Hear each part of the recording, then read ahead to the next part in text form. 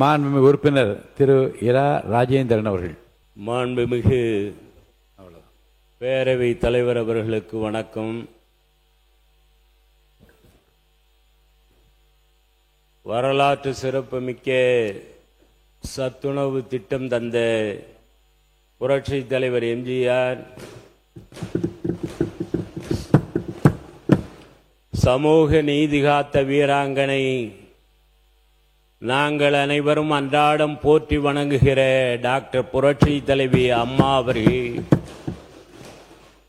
ஆகியோரின் அருளாசியோடு அனைத்திந்திய அண்ணா திராவிட முன்னேற்ற கழகத்தினுடைய பொதுச் செயலாளர், முன்னாள் முதலமைச்சர், வருங்கால முதலமைச்சர் அருமையண்ணன் எடப்பாடியார் அவர்களுடைய மேலான ஆசியோடும் அன்போடும் அனுமதியோடும் பொதுப்பணி, கட்டிடங்கள் மற்றும் நெடுஞ்சாலைத்துறையோடு சிறு துறைமுகங்கள், விளையாட்டு மேம்பாட்டுத்துறை, மனிதவளத்துறைகள் மீது நடைபெறும் விவாதத்தில் பங்கேற்று பேசுகின்ற வாய்ப்பினை தந்த, அதோடு மட்டுமல்லாமல் எனக்காக 3 முறை நெய்வேலி தொகுதியில் தொடர் பிரச்சாரம் மேற்கொண்டதோடு இன்றைக்கு கூட்டணியோடு சேர்த்து 53 சட்டமன்ற உறுப்பினர்களுடைய வெற்றிக்கு அயராது உழைத்திட்ட அருமை அண்ணன் அவர்களுக்கு அரசியலில் எந்த இடம் என்றெல்லாம் நிர்ணயிக்கின்ற நிலைப்பாட்டை கூற தகுதி பெற்ற ஒரே தலைவர் மாண்புமிகு அம்மா அவர்கள் மட்டுமே என்பதை இந்த அவையிலே தெரிவித்துக் கொள்வதோடு, தங்களது அயராத உண்மையான உழைப்பிற்கு நெய்வேலி தொகுதியினுடைய சட்டமன்ற உறுப்பினர் என்கிற முறையிலே நானும் என்னுடைய குடும்பமும் தங்களுக்கு நெஞ்சார்ந்த நன்றியை இந்த நேரத்திலே தெரிவித்துக் கொள்கிறேன். மேலும் என்னுடைய வெற்றிக்காக அரும்பாடுபட்ட பாட்டாளி மக்கள் கட்சியினுடைய தலைவர், முன்னாள் மத்திய அமைச்சர் அருமை அண்ணன் டாக்டர் அன்புமணி ராமதாஸ் அவர்களுக்கும், கூட்டணி கட்சிகளுக்கும், கழகத்தினுடைய நிர்வாகிகளுக்கும் பல்வேறு சூழ்நிலைகளுக்கிடையே நெய்வேலி சட்டமன்ற தொகுதியினுடைய உறுப்பினராக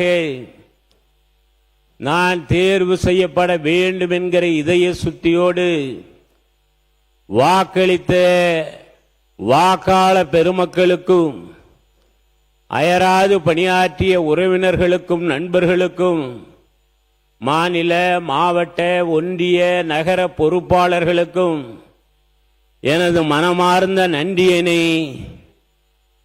ஒவ்வொருவருக்கும் இந்த அவையின் மூலமாக நான் தெரிவித்துக் கொள்ள கடமைப்பட்டிருக்கிறேன், தெரிவித்துக் கொள்கிறேன். மாண்புமிகு இந்த அவையிலே இடம்பெற்றிருக்கிற அனைத்து சட்டமன்ற உறுப்பினர்களுக்கும் இந்த நேரத்தில் என்னுடைய நன்றிகளையும் வணக்கத்தையும் தெரிவித்துக் கொள்கிறேன். நெய்வேலி நிலக்கரி நிறுவனம் 1956 துவங்கப்பட்டு மின்சாரத்தை மையமாக வைத்து இன்றைக்கு மிகப்பெரிய நிறுவனமாக விளங்கிக் கொண்டிருக்கிறது. தற்போது நவரத்னா அந்தஸ்து பெற்று, அதோடு மட்டுமல்லாமல் அதற்கு முன்னமே மினி ரத்னாவையும் பெற்று மீண்டும் மகாரத்னாவை நோக்கி அந்தஸ்தை நோக்கி சென்று கொண்டிருக்கிறது. கடந்த ஆண்டு அவர்களுடைய கணக்கு ஆண்டினுடைய வருமானம் 3769 கோடி என்று நிறுவனத்தினுடைய தலைவர் அறிவித்திருக்கிறார்கள். இந்நிறுவனத்தில் பணியாளர்கள், நிர்வாக அலுவலர்கள், தொழிலாளர்களை தேர்வு செய்யும் போது கடலூர் மாவட்டம் மற்றும் தமிழகத்திற்கு முன்னுரிமை தர வேண்டும் என்றும் பணிக்காலத்தில் நிறுவனத்திற்கு உள்ளேயே இறந்து விடுகிற தொழிலாளர்களுக்கு முறையாக வரையறுக்கப்பட்ட பயனளிக்கும் திட்டங்கள் ஏதுமில்லை என்பதையும், நிர்வாக பகுதிகளில் தொழிலாளர்களுக்கு முறையான சிகிச்சை வசதி இல்லை என்பதையும், அதேபோல வியாபார ரீதியாக இருக்கிற வணிகர்களுடைய கடை வாடகைகளை முறைப்படுத்தவில்லை என்றும், உரிமைதாரர்கள் சொல்வதையும் கேட்பதில்லை.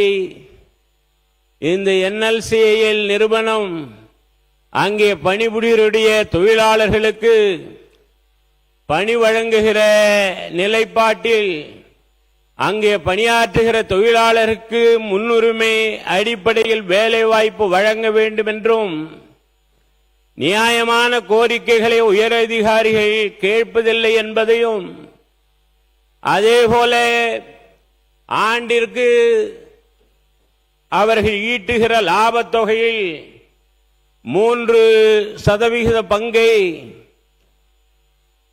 கார்ப்பரேட் சோசியல் ரெஸ்பான்சிபிலிட்டி என்று சொல்லப்படுகிற CSR ஃபண்ட் எனும் பொது நிறுவன சமூக பொறுப்பு தொகையினை சுற்றுப்புற கிராமங்களுடைய நலன் கருதி வளர்ச்சி திட்டப் பணிகளை மேற்கொள்ள வேண்டும் என்று விதியிருந்தும், மக்களுடைய பிரதிநிதிகளின் கோரிக்கைகளை ஏற்பதில்லை. எனவே தக்க அறிவுரைகளை தமிழகத்தினுடைய அரசு, தமிழ்நாடு அரசாங்கம், நிறுவன தலைவர் மற்றும் இயக்குநர்களுக்கு அறிவுறுத்த வேண்டும் என்று இந்த நேரத்திலே நான் கேட்டுக்கொள்கிறேன். இந்த பொதுப்பணி மற்றும் கட்டிடங்கள் நெடுஞ்சாலைத்துறை மனிதவளத்தில் பேசுகிற இந்த சூழ்நிலையில் கட்டிடங்களை பொறுத்தவரை பல்வேறு இன்றைக்கு இருக்கிற 20க்கும் மேற்பட்ட துறைகளுக்கெல்லாம் தேவையான கட்டிடங்களை முறையாக வருகின்ற அரசுகள் கட்டினாலும் கூட, கடந்த காலத்தில் பொதுப்பணியினுடைய கட்டிடங்கள் துறையினுடைய மூலமாக மணி மண்டபங்கள், நினைவகங்கள், அருமையண்ணன் புரட்சி தமிழர் அவர்களுடைய காலத்தில் நடிகர் திலகம் அம்மா அரசாங்கத்தின் மூலமாக நடிகர் திலகம் சிவாஜி கணேசனுக்கு மணிமண்டபம் 2.80 கோடியிலும் 1.15 கோடி மதிப்பீட்டில் சிதம்பரத்தில் சுவாமி சகஜானந்தா மணிமண்டபமும், ரூபாய் 85 லட்சம் மதிப்பீட்டில் பட்டுக்கோட்டை அழகிரிசாமிக்கு நினைவகமும், ரூபாய் 1.110 கோடி மதிப்பீட்டில் மனுநீதி சோழனுக்கு மணிமண்டபமும், 1.50 கோடி மதிப்பீட்டில் கோயம்புத்தூரில் உழவர் பெருந்தலைவர் நாராயணசாமி நாயுடுக்கு மணிமண்டபமும், 1.34 கோடியில் திருச்செந்தூரில் டாக்டர் சிவந்தி ஆதித்யநாருக்கு மணிமண்டபமும், 1.30 கோடி மதிப்பீட்டில் திண்டுக்கல்லில் திப்பு சுல்தான் அவர்களுக்கு மணிமண்டபமும், 2.15 கோடி மதிப்பீட்டில் மரியாதைக்குரிய SS ராமசாமி படையாச்சியாருக்கு அருமையண்ணன் புரட்சி தமிழர் அவர்களுடைய காலத்தில் மணிமண்டபமும், இதர மணிமண்டபங்கள், நினைவகங்கள் பின்வருமாறு 78.42 கோடியிலும், ஒண்டி வீரனுக்கு, தீரன் சின்னமலைக்கு, இரட்டமலை சீனிவாசனுக்கு, வீரன் சுந்தரலிங்கனாருக்கு, கவிமணி தேசிக விநாயகம் பிள்ளைக்கு, சர் AT பன்னீர்செல்வம் உட்பட பேரரசு பெரும்பிடுகு முத்தரையர், அதோடு மட்டுமல்லாமல் நாங்கள் அன்றாடம் போற்றி வணங்குகிற இந்த அவையிலே கருவுறுகிற ஒரு தாயின் வயிற்றிலே கரு உருவாகிற காலத்திலிருந்து படித்து பட்டம் பெற்று பணிக்கு சென்று தன்னுடைய கல்லறைக்கு செல்கிற வரை மணிக்கணக்கிலே திட்டங்களை சொல்லலாம். அப்படிப்பட்ட ஒப்பற்ற தலைவி அம்மா அவர்களுக்கு 79.76 கோடி மதிப்பீட்டில் அமைக்கும் பணி நடைபெற்றிருக்கிறது. மேலும் 5.74 கோடி மதிப்பிலான கட்டிடங்கள் 11 இடங்களில் கட்டுமான பணி நடைபெற்று வருகிறது என்பதையும் இந்த அவையிலே நான் கனிவோடு தெரிவித்துக் கொள்ள கடமைப்பட்டிருக்கிறேன். மேலும் காலத்தினுடைய அருமை கருதி இன்னும் பல்வேறு கட்டிடங்களுடைய மூலமாக திண்டுக்கல்லில் ஆரம்பித்து சமூக நலத்துறை, நீதிமன்றத்தினுடைய கட்டிடங்கள், சட்ட பல்கலைக்கழகம் உட்பட பல்வேறு கட்டிடங்களை கட்டுகிற பணியும் நடைபெற்றிருக்கிறது என்பதை இந்த அவையில் தெரிவித்துக் கொள்ள கடமைப்பட்டிருக்கிறேன். நிகழ்ச்சியிலே சட்டமன்றத்திலே பங்கேற்றிருக்கிறேன். நெடுஞ்சாலைத்துறையை பொறுத்தவரை 21,524 கோடி ரூபாய் தோராய மதிப்பீடு என்றாலும் கூட இன்னைக்கு சரியாக 21,512 கோடி ரூபாய் என்கிற நிலைப்பாட்டை கொண்டு இந்த சாலை உட்கட்டமைப்பை பொறுத்தவரை இந்த நாட்டிலே இருக்கிற தேசிய நெடுஞ்சாலையாக இருந்தாலும் மாநில நெடுஞ்சாலையாக இருந்தாலும் நாட்டு மக்களுடைய நலனை கருத்திலே கொண்டு அவசரமாக போக்குவரத்து முறை செம்மையாக நடைமுறைப்படுத்தப்பட்டு வருகிறது என்றாலும் கூட இன்னும் இருக்கிற பணிகளை எல்லாம் சிறப்பாக இன்னும் வருகிற காலத்திலே செய்ய வேண்டும் என்கிற அன்பான வேண்டுகோளையும் வைத்து நிதிநிலை அறிக்கையிலே விளையாட்டுத் துறைக்கு 1051 கோடி ரூபாய் ஒதுக்கீடு செய்யப்பட்டிருக்கிறது. விளையாட்டுத் துறையில் ஆர்வமுள்ள மாணவ மாணவிகளை ஊக்குவித்து இன்னும் படித்து பட்டம் பெற்றிருக்கிற மாணவர்களையும் அதில் ஈடுபாடுடைய சமுதாயத்தில் இருக்கிற விளையாட்டு பயிற்சியாளர்களையும் முறையான பயிற்சி அளித்து அவர்களுடைய முன்னேற்றத்திற்கு வழிவகை செய்ய வேண்டும் என்று, அதோடு மேலும் கிராமங்களில் உள்ள இளைஞர்களை மது போதையிலிருந்து மீட்டெடுத்து விளையாட்டில் ஆர்வம் காட்ட வழிவகை செய்ய வேண்டும் என்று இந்த நேரத்தில் நான் கேட்டுக்கொள்ள கடமைப்பட்டிருக்கிறேன். அனைத்து துறைகளிலும் உள்ள பணிகளை இயந்திரங்கள் மூலம் தவிர்த்து செயல்படுவதை தவிர்த்து மனித வளத்திற்கு முக்கியத்துவம் தந்து மனித வள மேம்பாட்டை உறுதிப்படுத்த வேண்டும் என்றும் கேட்டுக்கொள்கிறேன். தற்பொழுது நெடுஞ்சாலைத்துறையின் மூலமாக, தேசிய நெடுஞ்சாலைத்துறை மூலமாக விக்கிரவாண்டி கும்பகோணம் VKT என்று சொல்லப்படுகிற விக்கிரவாண்டி கும்பகோணம் தஞ்சாவூர் நெடுஞ்சாலை பல்வேறு காலங்களாக அந்த பணி ஒப்பந்ததாரர்களால் அடிக்கடி விட்டு இன்றைக்கு தொடர்ந்து ஒரு வருட காலமாக அந்த பணி நடைபெற்றுக் கொண்டிருக்கிறது. ஏறக்குறைய தமிழகத்திலேயே இந்த ஒரு சாலை மட்டும்தான் இன்னும் நிறைவு பெறாமல் இருக்கிறது.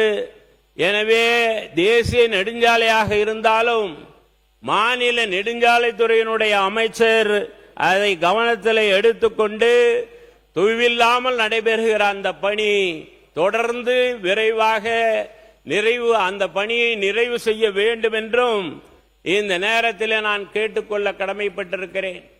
நெய்வேலி தொகுதியை பொறுத்தவரை நெய்வேலி சட்டமன்ற தொகுதியிலே நெய்வேலி நகரம் 30 வட்டமாக இருந்தாலும் கூட அது இன்றைக்கு மாநில அரசின் மூலமாக அன்றைக்கு 956 அந்த நிறுவனம் துவங்கப்பட்டு பல்வேறு நிலைப்பாட்டின் காரணமாக அன்றைக்கு தமிழக சர்க்கார் அன்றைக்கு நிலத்தை நாம் அவர்களுக்கு கொடுத்திருக்கிறோம். 15 நிமிஷம் முடிஞ்சிருக்கு, சுருக்கமா நீங்க முடிக்கணும். இன்னும் ஒரு 10 நிமிஷத்துல முடியும். இல்ல விஷயம் இல்ல, 10 நிமிஷத்துக்கு மேல நான் தரதா இல்ல. ஆனா உங்களுக்கு 15 நிமிஷம் கொடுத்துட்டேன், சீக்கிரமா வாங்க. நீங்க எழுதி கொடுங்க, தொகுதியை பத்தி எல்லாம் எழுதி கொடுங்க. பேரவைத் தலைவர் அவர்களே, இது முழுக்க முழுக்க என்னுடைய நெடுஞ்சாலைத்துறை இதெல்லாம் நான் ஓரளவுக்கு 2 வரி 3 வரி என்றுதான் எடுத்துக் கொண்டிருக்கிறேன். முழுக்க இந்த நெய்வேலி தொகுதியிலே பல்வேறு சூழ்நிலைகள், ஒரு பக்கம் மத்திய சர்க்கார், இன்னொரு பக்கம் மாநில சர்க்கார் மூலமாக இன்னும் செய்யப்படாமல் இருக்கிற பணிகள், இப்படியெல்லாம் இருக்கிற காரணத்தினாலே எழுதி கொடுங்க. ஒரு புத்தகம் போடுற அளவுக்கு நீங்க தொகுதியை பத்தி எழுதி கொடுத்தா கூட அவைக்குள் நான் எழுதிக்கிறேன். என்னுடைய உரையை நிறைவு செய்யலாம் என்று இருக்கிறேன். வடக்குத்து ஊராட்சி என்பது இன்றைக்கு 17,000 வாக்காளர்களை உள்ளடக்கி இருக்கிற ஊராட்சி. எனவே அந்த ஊராட்சி இது இந்த துறையிலே இல்லை என்றாலும் கூட மாண்புமிகு உள்ளாட்சித்துறை அமைச்சர் அவர்களுடைய ஊரக அமைச்சருடைய கவனத்திற்கு இதை விரைவிலே பேரூராட்சியாக தரம் உயர்த்தி தர வேண்டும் என்கிற அன்பான வேண்டுகோளை வைக்க கடமைப்பட்டிருக்கிறேன். அதே போல நெய்வேலி நிலக்கரி நிறுவனத்திலிருந்து வருகிற உபரி நீர் ஒரு பக்கம் குறிஞ்சிப்பாடி தொகுதிக்கு செங்கால் ஓடை வாயிலாக சென்று கொண்டிருக்கிறது, அங்கேயும் அவர்கள் பயன்பெறட்டும். இன்னொரு பக்கம் நெய்வேலி தொகுதியினுடைய வடக்கு மேலூர், வடக்குத்து, கீழூர், பாச்சாரப்பாளையம், சமட்டிக்குப்பம் வரை, புலியூர், கோரணப்பட்டு என்று சொல்லி அங்கே இருக்கிற விவசாய பெருமக்கள் பயன்படுகிற வகையிலேயும் நெய்வேலி நிலக்கரி நிறுவனத்தை அறிவுறுத்தி தமிழக அரசாங்கம் விவசாயிகளை அவர்களுக்கு பாசன நீர் கிடைக்க ஆவண செய்ய வேண்டும் என்று அன்போடு நான் இந்த நேரத்தில் கேட்டுக்கொள்கிறேன். இலங்கை தமிழர்கள் அன்றைக்கு புரட்சி தலைவர் எம்ஜிஆர் காலத்தில் அவர் அரசாட்சி செய்கிற காலத்திலே அங்கே இருந்து புலம்பெயர்ந்து வந்த சுமார் 1000 குடும்பத்தை சார்ந்தவர்களுக்கு அன்றைக்கு 5 சென்ட் நிலம் வீடு கட்டுவதற்கு கொடுத்தார்கள். இன்றைக்கு 50 ஆண்டு காலம் நிறைவு பெறுகிறது.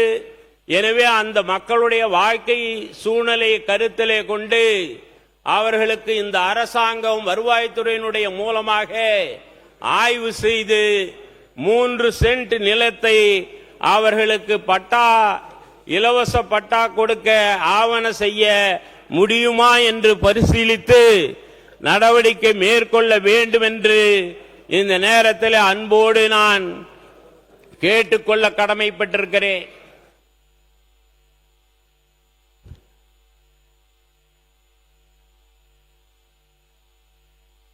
மேலும் பொதுப்பணி மற்றும் நெடுஞ்சாலைத்துறையினுடைய மூலமாக நெய்வேலி சட்டமன்ற தொகுதி செம்மேடு தாழம்பட்டு சாலையில் பெரிய ஓடையின் குறுக்கே தாழம்பட்டுக்கு விரைவாக 12 கிலோமீட்டர் சுற்றாமல் செல்வதற்காக ரூபாய் 11 கோடி ரூபாய் செலவிலே உயர்மட்ட பாலம், அதோடு சிறுவத்தூர் ஊராட்சியிலிருந்து இருங்காட்டு சாலை வழியாக தாழம்பட்டு கிராமத்திற்கு செல்வதற்காக 20 கோடி ரூபாயில் உயர்மட்ட பாலம், அதேபோல விசூர் ஊராட்சியில் நன்னிக்குப்பத்திலிருந்து ரெட்டிப்பாளையம் இடையே 5 கோடி ரூபாய் செலவிலே ஒரு உயர்மட்ட பாலம், இவைகளை கட்டித்தர வேண்டும் என்கிற, பாலத்தை அமைத்து தர வேண்டும் என்கிற அன்பான வேண்டுகோளை வைக்க கடமைப்பட்டிருக்கிறேன். நடைபெறுகிற உறுப்பினர் சொல்லுங்க, நீங்க எழுதுங்க, அவை குறிப்பில் நான் எடுத்துக்கிறேன். நீங்க தொகுதியை பற்றிய விவரங்கள் முழுவதும் நீங்க கொடுத்துள்ளீங்க. 2 நிமிடத்தில் முடித்து விடுகிறேன்.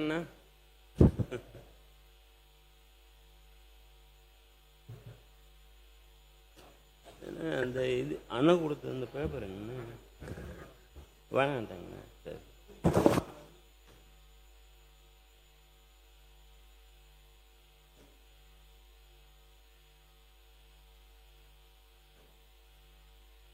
புரட்சி தலைவர் எம்ஜிஆரை பற்றி இந்த அவையிலே பல்வேறு உறுப்பினர்கள் புரட்சி தலைவர் எம்ஜிஆரை சொந்தம் கொண்டாடி இருக்கிறீர்கள். அனைத்திந்திய அண்ணா திராவிட முன்னேற்ற கழகத்தினுடைய சார்பாக அருமையண்ணன் எங்களை வழிநடத்துகிற புரட்சி தமிழர் முன்னாள் முதலமைச்சர் அவர்களுடைய சார்பாக நான் நன்றி சொல்ல கடமைப்பட்டிருக்கிறேன். இருந்தாலும் கூட புரட்சி தலைவர் எம்ஜிஆர் ஒரு மாமனிதர் மட்டுமல்ல, எல்லோரும் தான் தனது வெற்றி என்று வாழ்ந்தவர்களுக்கு மத்தியிலே பேரறிஞர் பெருந்தகை அண்ணாவை தலைவராக ஏற்றுக்கொண்டு இந்த நாட்டிலே பேரறிஞர் பெருந்தகை அண்ணா அவர்கள் முதலமைச்சராக வருவதற்கு அரும்பணி ஆற்றிய ஒரே தலைவர் டாக்டர் புரட்சி தலைவர் எம்ஜிஆர் அவர்கள் என்பதை நான் இந்த அவையிலே பதிவு செய்ய விரும்புகிறேன்.